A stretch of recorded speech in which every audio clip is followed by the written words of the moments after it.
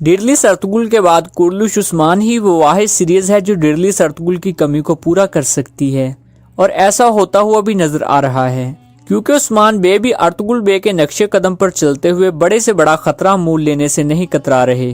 कुर्दुश उस्मान का पहला सीजन तो शायकीन को ज्यादा नहीं बाया था, लेकिन अब लगता है कि कुर्दुश उस्मान के सीजन 2 को ऑडियंस ने दिल से कबूल कर दिया है, क्योंकि जैसे ही कुर्दुश उस्मान का एपिसोड ऑन ईयर होता है तो फैन स्क्रीन के सामने जम जाते हैं।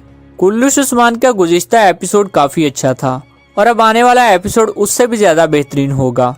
आज की इस वीडियो में हम इसी बारे बात करेंगे। शायकीन के माइंड में कुछ सवालात हैं, जैसा कि क्या फ्लाटियस के बदले तरगुन के वालिद को निकोला से वापस लिया जाएगा, क्या अर्तुगरुल बे की वफात हो गई है या वो बिल्कुल ठीक हो गए हैं, सावची बे ने यावलिक अरसलान को छोड़कर निकोला से क्यों इत्तेहाद कर लिया है, बात करेंगे कि क्या गेहातू ने उस्मान बे को सरदार आला बना दिया है, साथ ही साथ बात करेंगे बामसी बे के बारे कि क्या वाकई ही वो शहीद हो जाएंगे और सीरीज को अलविदा कह जाएंगे।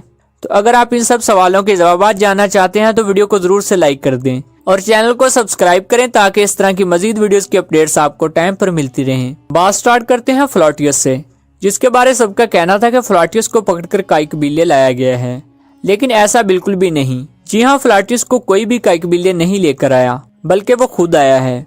फ्लाटियस कबीले क्यों आया है, आइए आपको बताते हैं। जब गुज़िश्ता एपिसोड का एंड हुआ तो फ्लाटियस ने उस्मान बे को जाल में फंसा लिया था और यावलिक अरसलान को भी बचा लिया था, जिसके बाद हमने देखा कि उस्मान बे ने जख्मी शेर की तरह पलटकर वार किया और फ्लाटियस के सभी साथियों को मार दिया, और फ्लाटियस को भी मारने ही वाले थे कि यावलिक अरसलान ने उस्मान बे के सर पर वार कर दिया था, जिसके बाद फ्लाटियस वहां से चला गया था और यावलिक अरसलान और उसके सिपाहियों ने उस्मान बे और उसके सिपाहियों को बांध दिया था।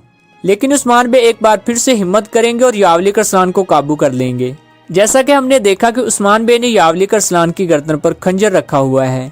यहाँ पर उस्मान और यावलिक के दरमियान काफी बातें होंगी और आखिरकार उस्मान और यावलिक अरसलान मिलकर गेहातू के खिलाफ मंसूबा बनाएंगे, जिसके बाद उस्मान बे, यावलिक अरसलान और जरकुताई गेहातू की तरफ जाएंगे। दूसरी जानिब गेहातू, जिसे आया निकोला ने बता दिया है कि तुम्हारे बेटे के साथ मिलकर गद्दारी करने वाला यावलिक अरसलान ही है। यहाँ पर वाजे करते चलें कि तारीख के मुताबिक यावलिक अरसलान की मौत गेहातू के हाथों ही हुई थी, इसलिए यावलिक अरसलान बेशक मर जाए लेकिन गेहातू अभी नहीं मरेगा। यहाँ पर यह भी बताते चलें कि जैसा कि हम पहले भी बता चुके हैं कि यावलिक अरसलान गद्दार नहीं मरेगा, बल्कि वो तुर्क हीरो के तौर पर शहीद होगा।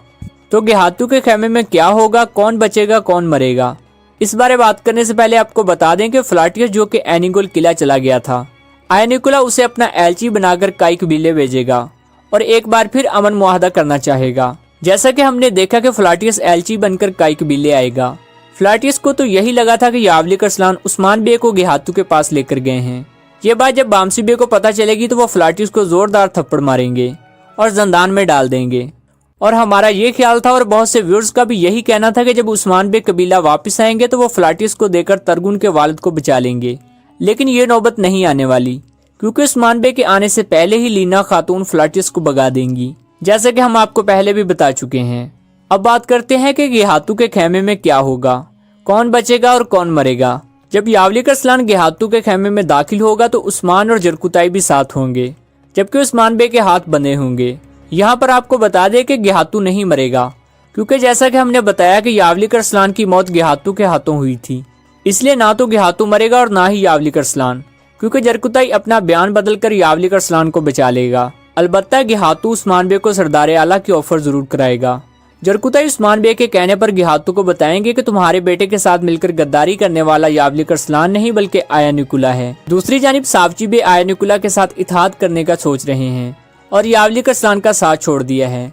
सावची को लगता है कि यावलिक अरसलान हमें भी गेहातू के हाथों बेच देगा, लेकिन जैसा कि हम आपको पहले भी बता चुके हैं कि यावलिक अरसलान का किरदार अच्छा हो जाएगा और वो उस्मान बे के सबसे बड़े सपोर्टर होंगे। अब आते हैं तरगुन खातून की जानिब, जिसे एक बार फिर आया निकोला के साथ देखा गया है।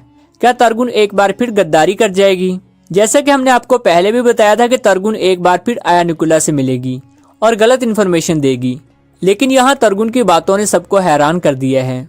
जब तरगुन ने आया निकोला से कहा कि मैंने उस्मान बे को सब सच बता दिया है, असल में तरगुन ने आया निकोला का एतमाद जीतने के लिए ये सच बोला है ताकि आया निकोला एक बार फिर उस पर यकीन कर ले, और आखिर आया निकोला को एक बार फिर लगेगा कि तरगुन उसके लिए काम कर रही है और वो तरगुन से कहेगा कि अगर तुम्हें अपने वालिद को बचाना है तो ये जहर तमाम काई सरदारों को दे दो, लेकिन यहाँ पर आपको बताते चलें कि तरगुन बिल्कुल भी किसी सरदार को जहर नहीं देगी और ना ही उस्मान बे के साथ गद्दारी करेगी।